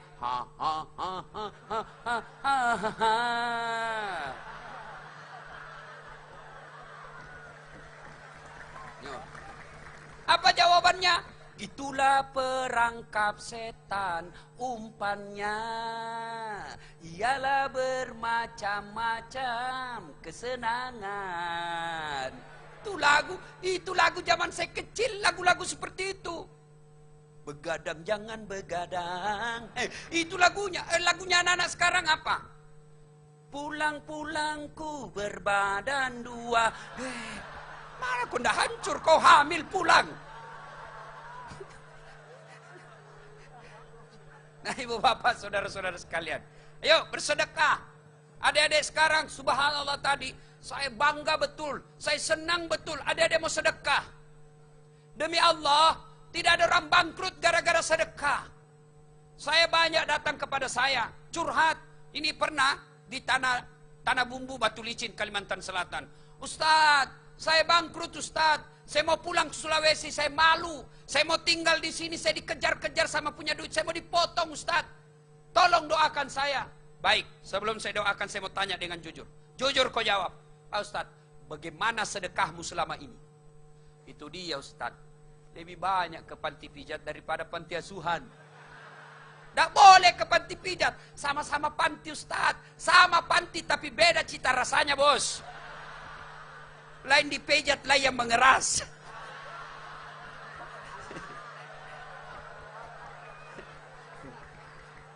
Makanya ibu, kalau suamimu tidak mau ke panti pijat, maka pijatlah dia ketika dia datang. Masuk kamar, kau pijat sambil salawat. Salatullah, salat. Oh enak itu suamimu. Biar siapapun yang goda saya sayang, tidak akan tergoda. Coba. Ini kita pulang, ngomel aja kerjanya. Baik kalau dia cantik, tambah gendut. Ngomel aja kerjanya. Kita pulang daster tinggi sebelah. Kelihatan tali BH. Dia bilang, kasih baik-baik itu tali BH-mu. Dia lihat sama tetangga. Apa dia bilang? Jangan lihat BH-nya. Yang penting rasanya, Bung.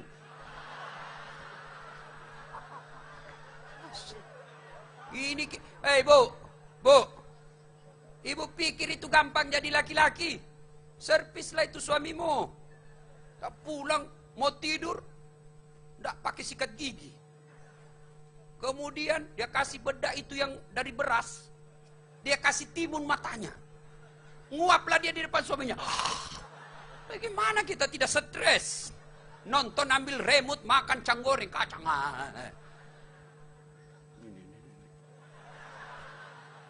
Tawa nih. Ada yang pernah ibu, ada pernah curhat sama saya. Ustaz, kenapa itu suamiku tidak betah di rumah? Saya takut dia tersinggung. Saya ceritalah, Bu, ada suami istri, ini istrinya suka ngomel aja kerjanya. Ada duit suaminya tetap ngomel. Suaminya berpikir, bagaimana supaya saya tidak dengarin istri saya ngomel. Dibawalah ke toko perhiasan. Dibelikanlah perhiasan. Senangin istrinya. Suaminya berpikir, bagaimana ini? Wah, dia ingat ada sumur tua di kampungnya. Sayang, ayo kita pergi wisata sumur tua. Pergilah di kampungnya, ini sumur sudah 400 tahun umurnya. Dalamnya 17 meter. Sampailah di sumur, suaminya pikir, sayang, kau lihat ini sumur, ada ndak airnya? Ada bang, dalam ndak? Ndak bang, paling sampai lutut. Serius? Iya bang, paling sampai lutut. Suaminya, aman berarti. Lihat, didorong istrinya masuk. Jatuh suaminya, rasa kau di situ. Ngomel sudah, saya ndak dengar juga. 1 jam kemudian tiba-tiba dari dalam sumur, ada keluar makhluk hitam besar tinggi. Keluar, kaget suami. Siapa kamu? Siapa? Dia bilang, sayalah jin penunggu sumur ini. Saya sudah 400 tahun di dalam sini tenang-tenang. Ada perempuan ngomel aja kerjanya di dalam. Baru 1 jam dah betah saya. Lebih saya lari. Coba Bu, jin aja ndak betah kalau ibu ngomel. Apalagi suamimu yang sudah pensiun. Ya, kita juga Pak, jangan suka bodoh-bodoh istri. Alasan rapat, ternyata pergi merapat. Teman selingkuhnya ditulis di situ Kapolda. Begitu bunyi teleponnya di istri. Pak Kapol, jangan ku angkat. Akhirnya saya pakai juga di rumus Pak. Saya pakai juga. Jadi mantan saya waktu SMA, dia masih sering nelpon sama saya. Saya tulislah di situ, penjual batu bata. Begitu bunyi dilihat sama istri saya, jangan kau angkat, tagihan. Pak, ada yang tahu berapa istri Nabi? Ada yang tahu? Berapa? 4? Salah. Berapa? 2? Salah. Berapa? 9? Salah. Berapa? 11. Dari 11 istri Nabi, tidak satu pun yang pernah mengatakan, saya menyesal menikah dengan engkau Muhammad. 11. Kita 1 aja istri, menderita lahir batin. Mau tahu? Itu Rasulullah 11 sampai usia senja beliau mandi junub bersama istrinya, mandi junub. Habib Mahdi kira-kira berapa kali mandi junub 1 bulan? Saya waktu pengantin baru mandi junub sama istri saya. Waktu pengantin baru, ayo sayang angkat ketek belakang sedikit, ya gosok sedikit. Itu waktu pengantin baru. Sekarang sudah ada anaknya, Ustaz mandi junub, geli. Rasulullah sampai usia senjanya. Rasulullah begitu romantisnya, beliau setiap minum kasih 1 teguk istrinya, minum lagi dikasih lagi Aisyah. Hebatnya lagi, bekas bibirnya Aisyah dia minum. Coba bekas bibirnya. Misal Aisyah minum di sini, maka Nabi pun meminumnya di sini. Coba kalau bapak-bapak minum di bukan bibir istri. Busuk betul mulutmu.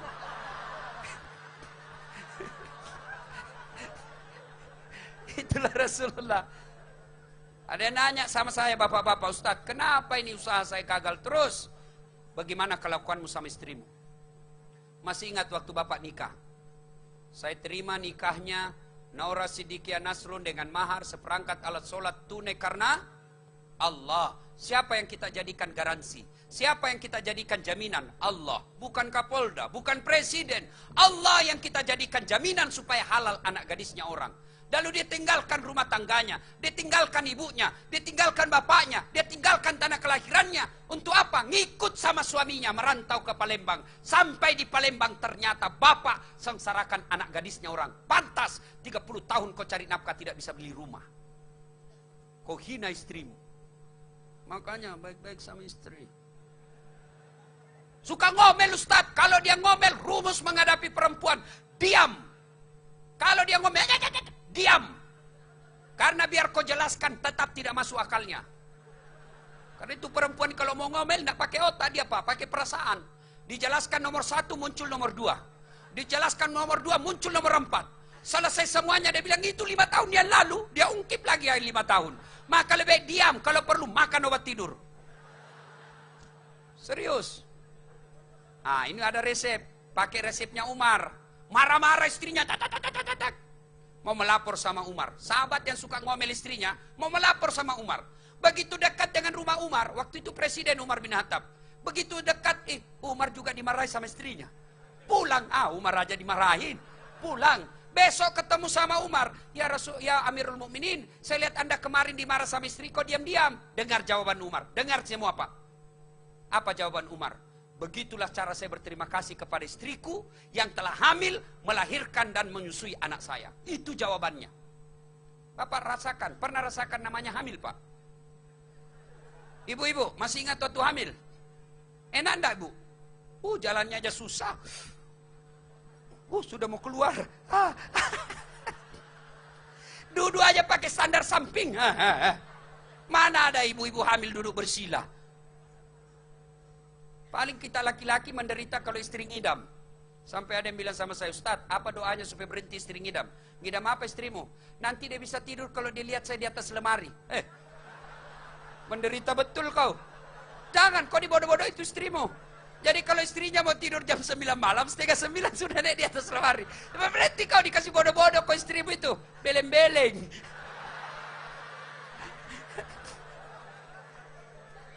Dua. Kalau istri ngomel, bayangkan bagaimana susahnya melahirkan. Ibu-ibu masih ingat waktu melahirkan? Ada enggak ibu-ibu melahirkan? Mentang-mentang istri habaib, orang kaya melahirkan gampang? Tidak, tetap susah. Enggak penting dia kaya, keluar kena. Tidak.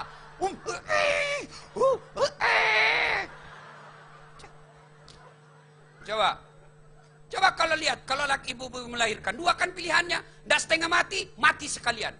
Paling suaminya stres, bolak-balik kamar, masih sampai merokok. Yang ketiga, kalau istri marah-marah Pak, bayangkan bagaimana susahnya menyusui. Masih ingat waktu ibu menyusui? Ingat Ibu? Apalagi ketika usianya 7 bulan. Tumbuh giginya.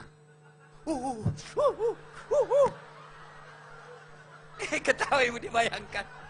Apa Ibu tinju? Kok gigit saya? Tidak, dia bujuknya. Lepas nak. Siang anaknya, malam bapaknya lagi dihadapi. Tidak menderita. Makanya Pak, resep.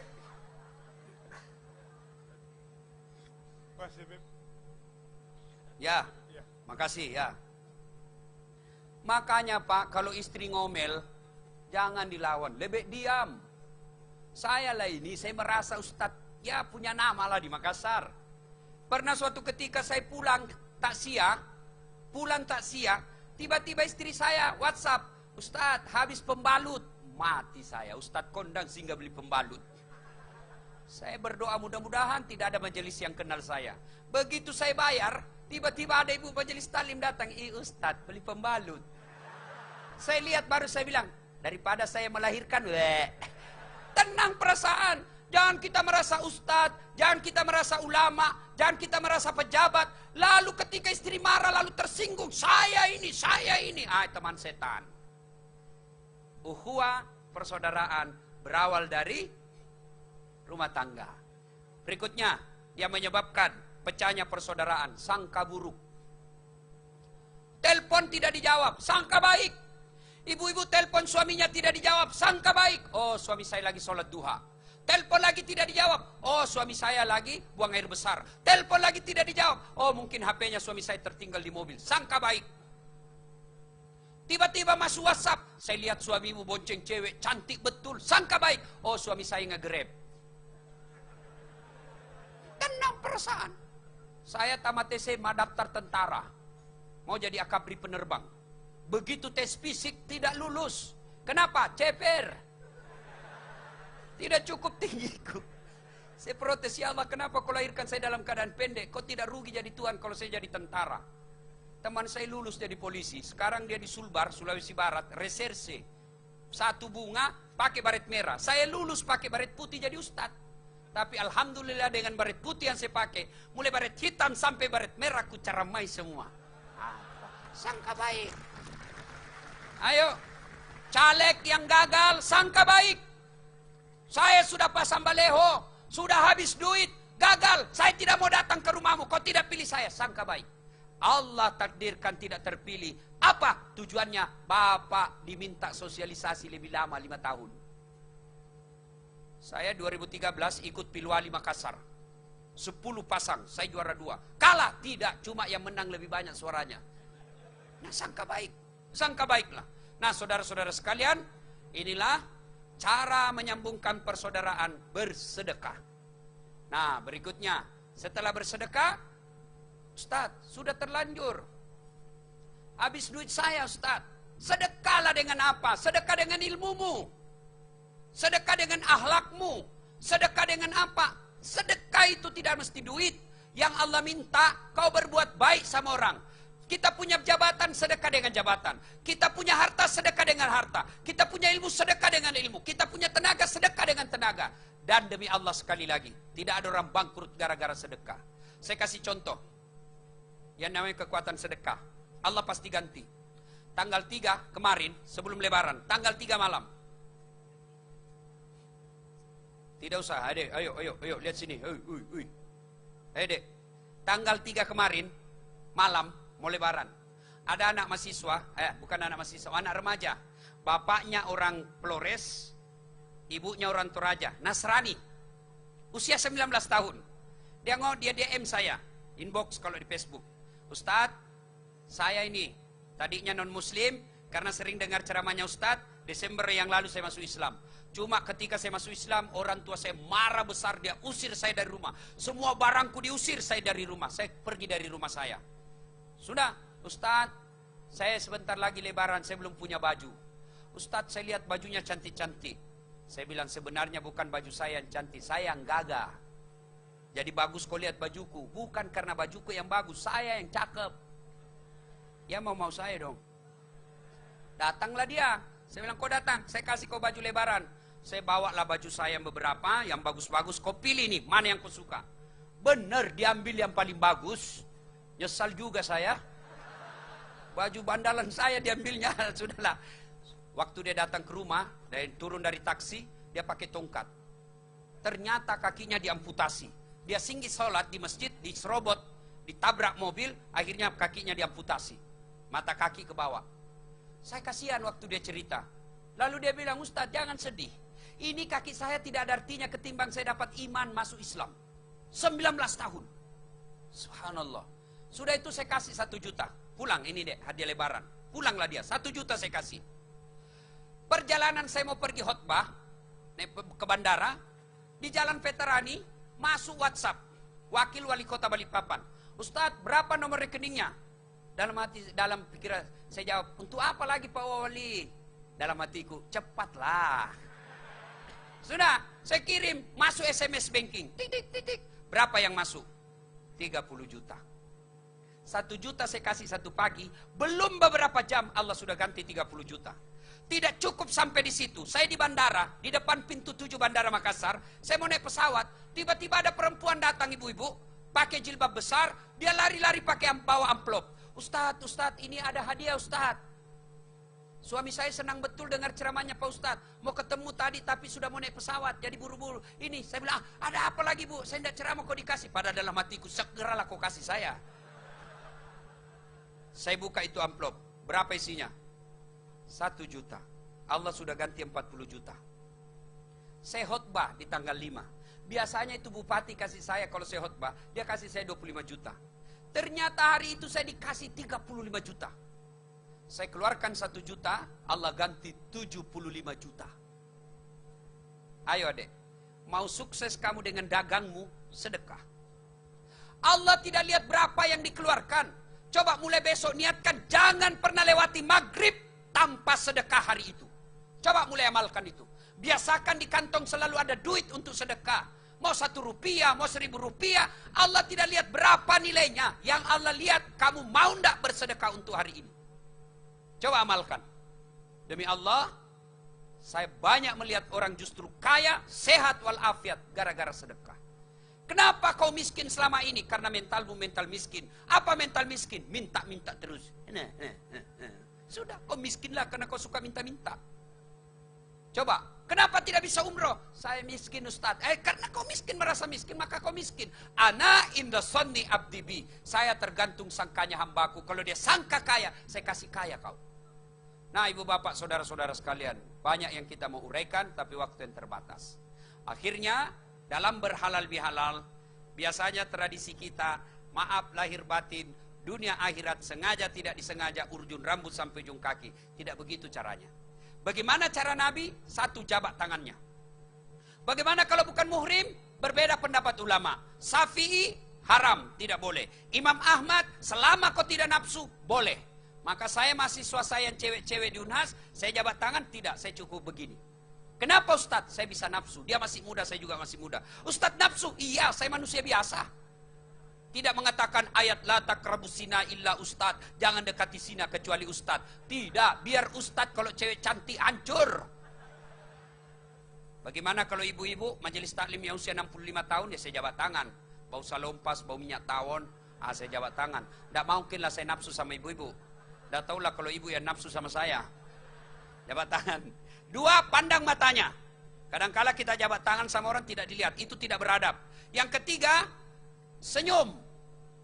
Yang keempat, salawat kepada Nabi. Yang kelima yang paling penting, sebut judulnya dosa. Ustadz, maafkan saya. Kenapa? Karena Ustadz dulu hilang sendalnya di masjid. Ya, saya ngambil Ustadz. Orang ngajar kau rupanya ngambil. Oke. Saya maafkan kau, kasih kembali dulu sendalku. Tidak saya minta maafnya kalau sendal tidak dikembalikan. Selama yang minta, yang punya minta. Nanti, ibu-ibu, halo ibu, dengar. Nanti kalau suaminya minta maaf, suruh sebut judulnya. Kata suaminya, bu, maafkan saya ya. Sebut judulnya. Nanti kau mengamuk pula. Apa? Nanti kau ngamuk lagi. Sebut apa? Janji kau tidak ngamuk ya? Janji tidak ngamuk. Maafkan saya bu, waktu saya tugas di Jakarta, saya selingkuh. Hilap ibu, betul itu cewek, mirip betul sama kamu. Saya kira kamu bu, maafkan saya. Kata istrinya, begitulah pak, saya maafkan. Namun si manusia biasa kadang-kala kita hilap. Saya maafkan karena waktu bapak juga tugas ke Jakarta, saya pun selingkuh di sini. Selesai ceramah begini, ada yang datang. Ustadz ini masalah ceramahnya. Kenapa? Masa harus sebut Ustadz? Iya, masalah Ustadz. Kenapa? Saya pernah tetangga tentara. Terus saya pacari istrinya ini tentara. Terus nanti kalau dia pulang saya sebut Ustadz, saya pernah pacari istri. Jangan, dia tembak kepalamu. Artinya apa? Kalau banyak risikonya, sudah diam-diam saja. Maafkan saya, apa judulnya? Sudah, kau diam saja. Maafkan saya. Ibu bapak, saudara-saudara sekalian, makna terpenting dari halal bihalal ini. Wa'tasimu bihablillahi jami'a wa la tafarraqu. Berpegang teguhlah engkau kepada tali persaudaraan agama Allah dan janganlah engkau bercerai-berai. Integrity is very important thing in development process. Persatuan dan kesatuan bangsa adalah modal yang sangat berharga dalam proses pembangunan. Palembang kalau mau maju, tidak ada lagi sekat-sekat, tidak lagi golongan ini, maka kita harus bersatu, seperti kata Nabi, innamal mu'minuna ikhwah. Umat Islam itu adalah bersaudara, tidak memilih ini sukunya, ini agama, ini, kita semua bersaudara. Ibu bapak, saudara-saudara sekalian, inilah tausiah kita. Kalau masih mau ada yang mau dengar ceramah saya, silakan nonton Tablik Akbar Damai Indonesiaku, TV One setiap hari Sabtu atau Ahad, pukul 1 siang sampai pukul 4 sore. Cuma agak lama, nunggu 1 minggu. Nah, ada yang setiap saat boleh nonton. Gimana caranya? Ambil HP, buka aplikasi YouTube, tulis nama saya Dasat Latif di YouTube. Dasat Latif. Nah, sudah keluar nama saya tuh ratusan ceramah.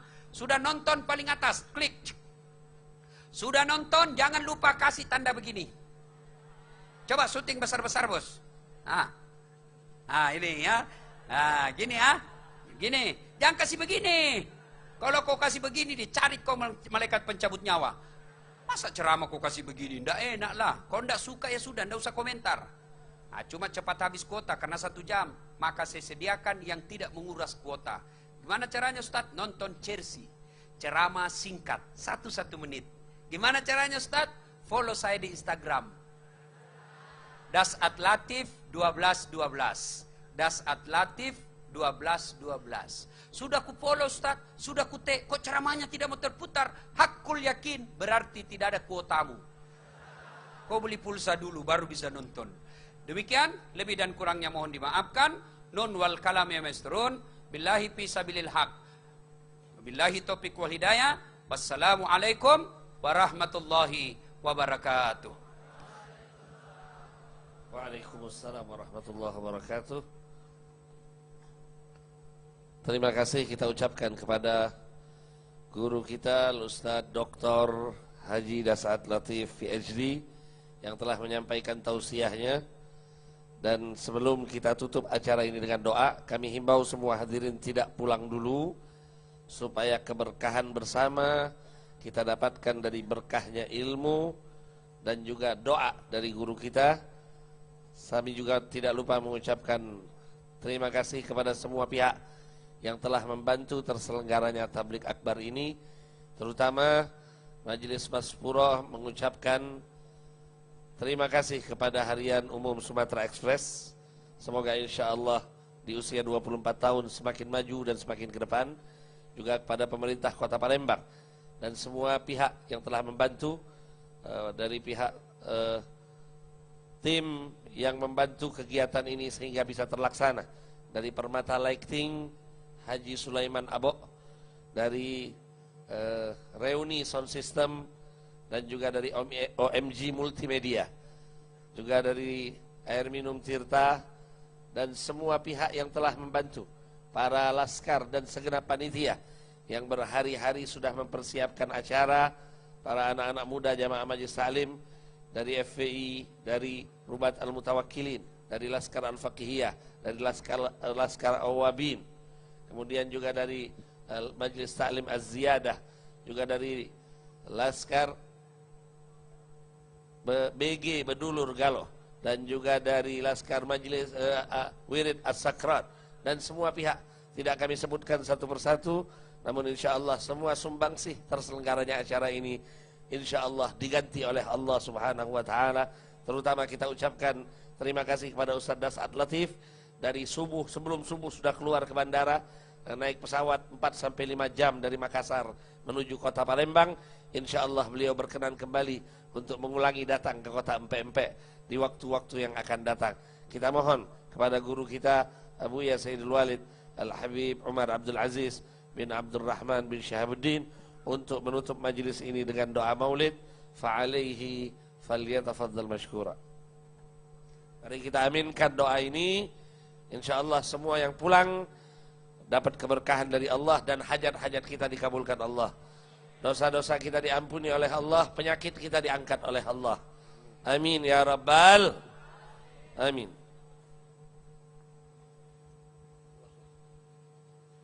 Bismillahirrahmanirrahim. Alhamdulillahi Rabbil Alamin.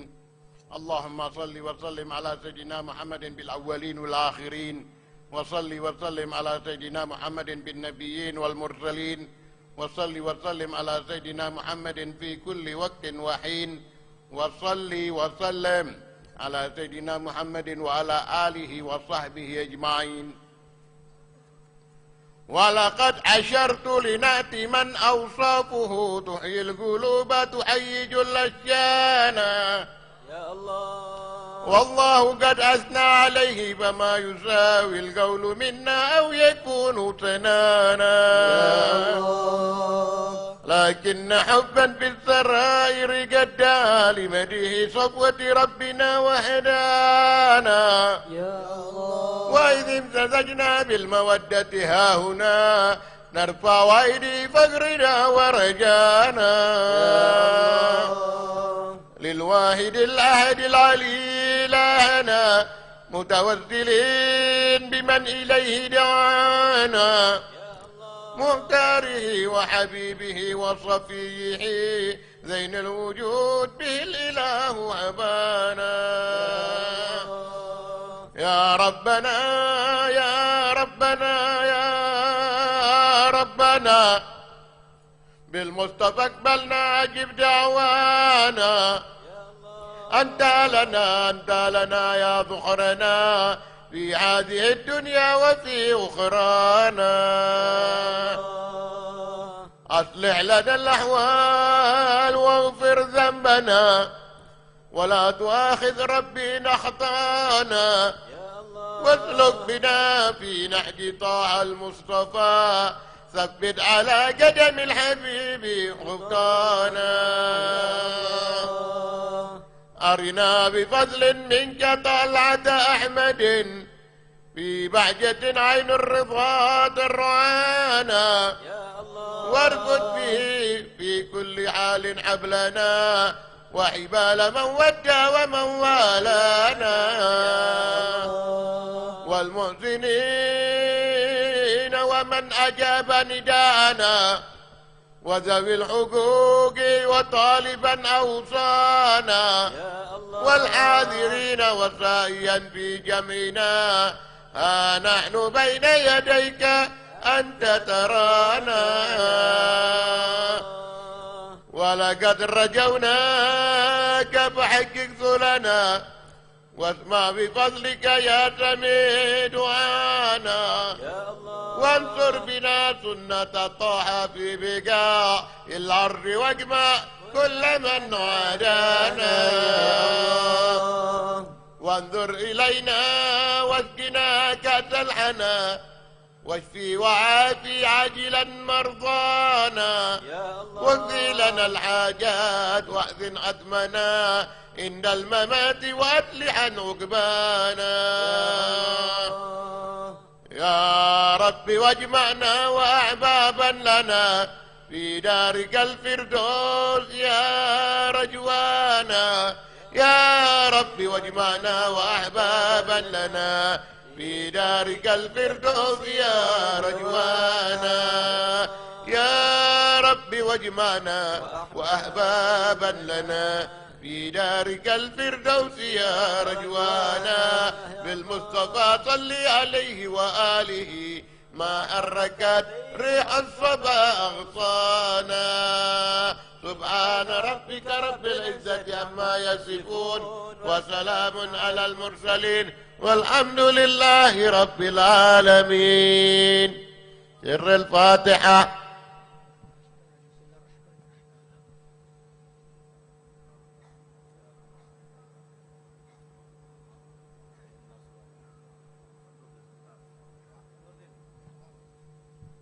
Berkenan Ustaz Nurdin Mansur untuk menutup doa. Amin. Astagfirullahaladzim, astagfirullahaladzim, astagfirullahaladzim. Bismillahirrahmanirrahim. Alhamdulillahirabbil alamin. Allahumma shalli ala sayyidina Muhammad salatan tamla'u biha qulubana nuran wa salahan wa surura wa tarzuqna biha rizqan wasi'an halalan tayyiban mubarakan midrara wa ala alihi wa sahbihi wa sallam ala kulli syai'. Allahumma anfa'na bima 'allamtana wa 'allimna ma yanfa'una wa zidna 'ilman.